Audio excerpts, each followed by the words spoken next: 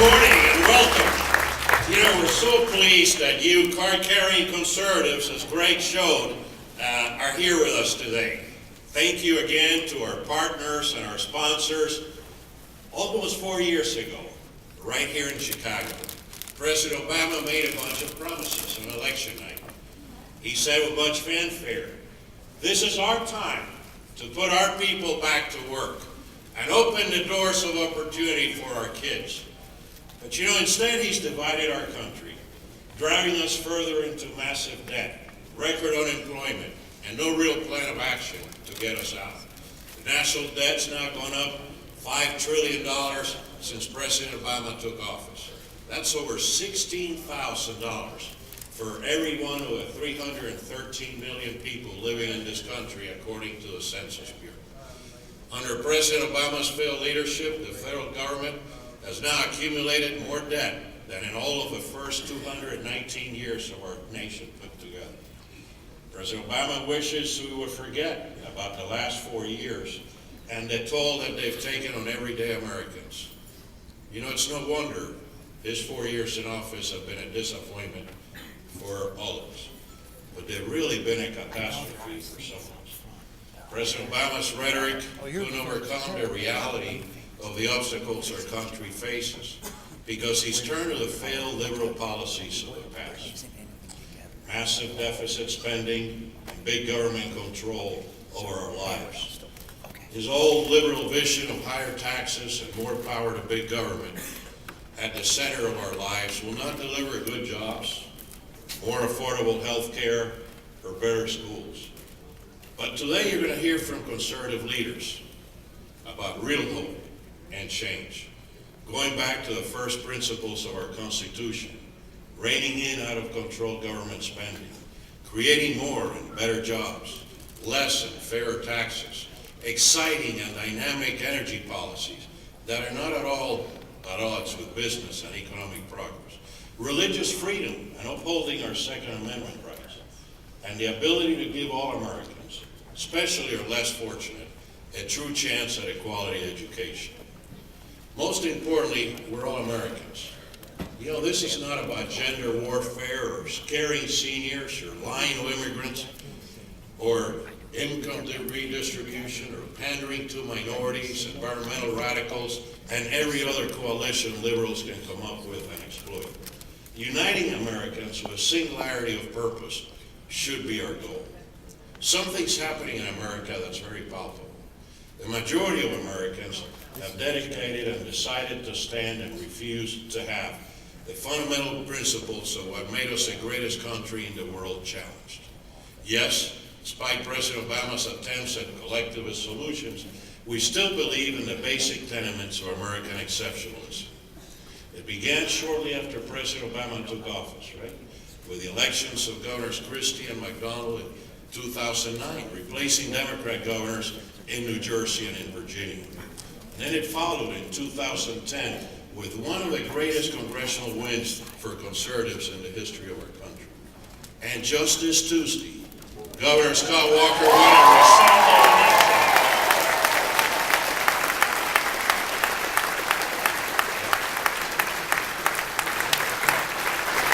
With a greater margin of victory than his election in 2010.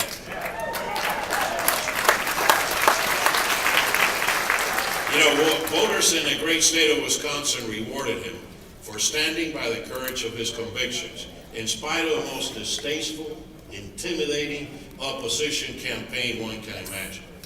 My charge today is to encourage us all to support elected officials who are willing to emulate his leadership. You know, as important as Governor Walker's race was for so many reasons, November looms ahead. America's at a tipping point. Republicans chose an excellent man for its candidate. Mitt Romney proved in a very competitive race that he's ready to be president. Godspeed to him, and may all of us do our share, as conservatives did in Wisconsin, to bring America back in the right direction. The era of big government, as even Bill Clinton announced, if you'll remember, is truly over, in spite of the protest by public union bosses. Yes, conservatism is winning, and Americans want to once again walk down that path which led us to greatness. God bless America.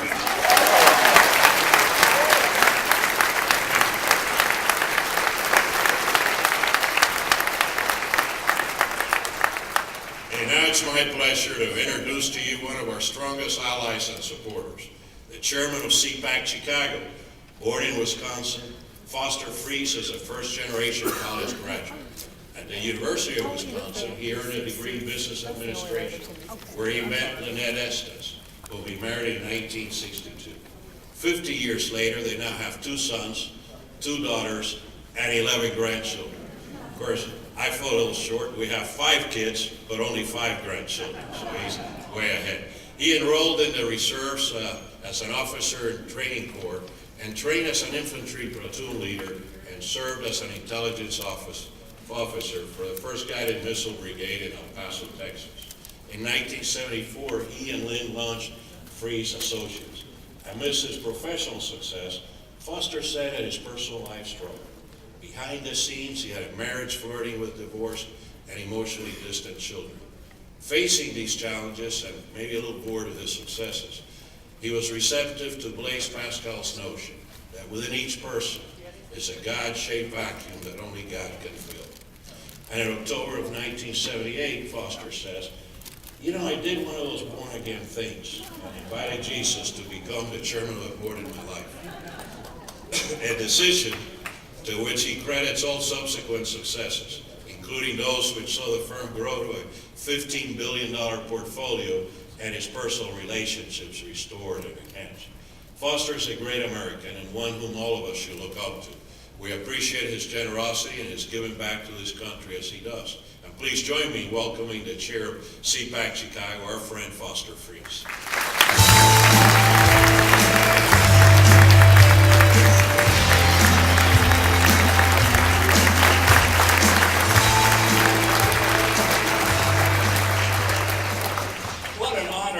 To be here on this special day, and it's been a great week for me. Wednesday morning was fabulous. Scott Walker called me, and to hear the joy in his voice and the relief has made my whole month of the whole year. So I think what we want to look at,